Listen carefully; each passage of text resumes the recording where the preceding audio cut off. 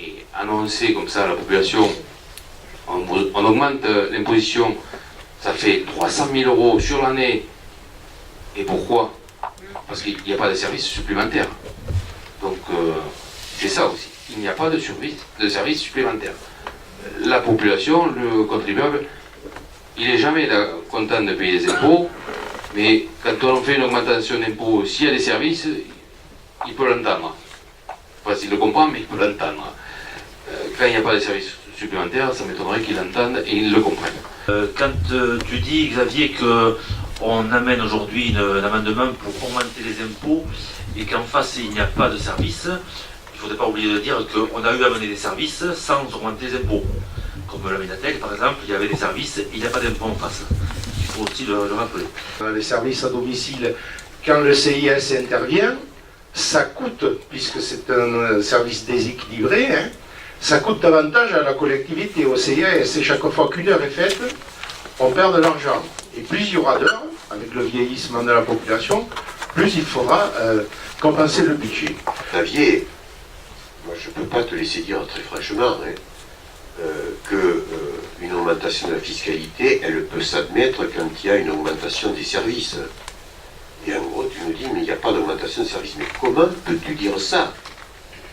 Que ce soit pour les cantines, que ce soit pour la médiathèque où on a maintenu le principe de la gratuité, que ce soit pour les tarifs de l'école de musique qu'on a baissés.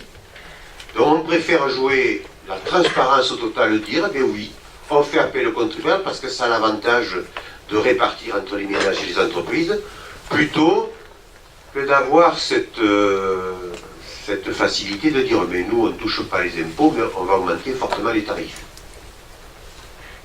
Ça se voit moins. Moi je pense que c'est pas courageux, franchement. Et de dire que les tarifs de cantine ne sont pas touchés, qu'on garde la gratuité sur la médiathèque, qu'on garde la gratuité pour les garderies, enfin, on fait tous ces éléments-là gratuitement, mais moi je me plairais à le rappeler. Je me plairais à le rappeler. Et de dire qu'il n'y a pas de nouveaux services, je pense qu'il aurait été bien que tu assistes à la réunion sur l'action sociale il y a 10 jours. Parce que là, on a eu une analyse du territoire, des phénomènes qui se déroulent, des conséquences, et quand on fait des projections, c'est une, je l'ai souvent dit ça, hein, c'est une bombinette qui se présente devant nous. Et aujourd'hui, l'augmentation des services, elle est réelle.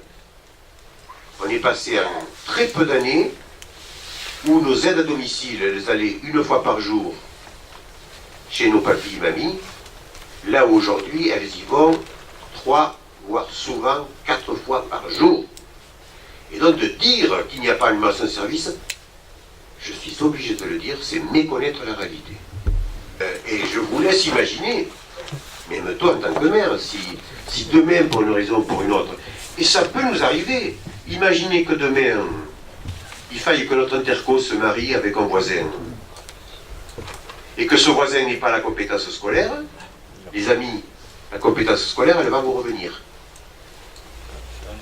Moi, je ne serai plus là, hein. Mais veillez-y à ça, hein.